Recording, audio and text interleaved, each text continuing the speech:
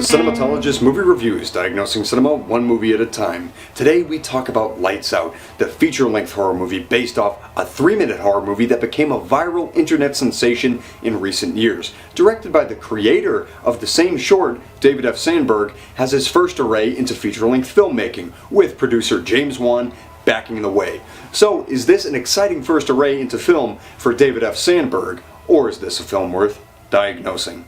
Well, the first thing we need to talk about here is the quality craftsmanship, because David F. Sandberg, rookie director, makes quite a seamless transition into feature-length filmmaking, and this horror film definitely holds up because he seems to borrow some of the most classic of horror movie styles. This is really useful because it provides as a good and solid foundation for Sandberg to build his own style within this movie, which he seems to do so in this, and this is definitely a first valiant effort by what seems to be a really competent director. And the next thing we need to talk about is the spooky cinematography. The film's central use of light, or lack thereof, is crucial to most of the scares that go on in this movie, and because of that, we're subject to some dark and creepy shots that help emphasize the most fundamental of human fears. At one time or another, most of us were afraid of the dark, and this film really emphasizes that basic, rudimentary fear of the dark.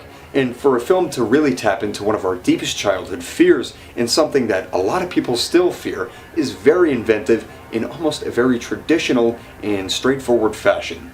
And the next thing we need to talk about are the likable characters. Now, for most horror films, one of the most critical parts of keeping their movie intact are likable characters that are in peril and that get the viewer to care. And these characters are all written pretty well. These don't seem like the same cardboard cutout cliche characters that we see in most horror movies. They seem real, they're relatable, and they're flawed just like all of us. And that makes their plight and their stories all the more compelling and nutritious to this movie subject. And the last compliment we're going to give this film is the substance in the subtext. While this is quite the straightforward horror film, underneath the spooky surface lies quite an engaging subtext which shows the effect a mother's mental illness has on her family.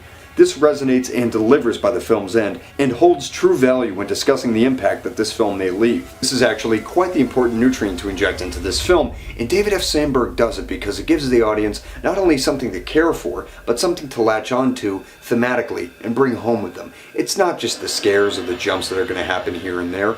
None of that. Even though it's good, the story and the characters' plight in their relatable journeys is what is really going to make this a memorable journey for the audience in the theater and outside the theater. But with that said, we have to move on to the side effects. While being a well-written film with a mostly tight script, at points this film felt particularly rushed, especially during one of the most pivotal sequences of the film where a lot of secrets come to light. Things are too convenient and just seem like this was really fast-paced in almost too bad of a way.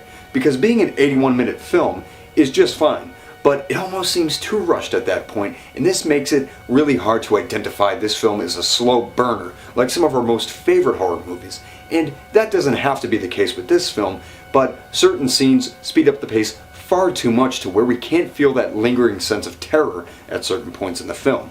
So with that said, we need to move on and look at the prognosis of this film. Lights Out is in many ways one of the better films of 2016 in that it stands for more than it should. An 80-minute film based on a 3-minute film most times would be forgettable, but this film succeeds, delivering some real suspense and scares and creativity, but also a really heartfelt and thought-provoking story and subtext is something that most horror films don't have at all. And that's something that is a crucial benefit to this movie and one of the most proper nutrients to inject into any film. Also, having good characters and a fun climax make me hope this film lives on in all of our memories. So I'm going to prescribe Lights Out, especially as a remedy to a lot of subpar, non-thought-provoking horror films, like of recent memory, The Forest. But the real question is, what did you think about it? What did you think of Lights Out? Do you plan on seeing it? Also, if you like this video, please subscribe so you can get weekly videos on the proper nutrients that should be in movies, and some that are diagnosed because they just can't seem to understand that. Until next time, I'm the Cinematologist, diagnosing cinema one movie at a time. Thank you for watching.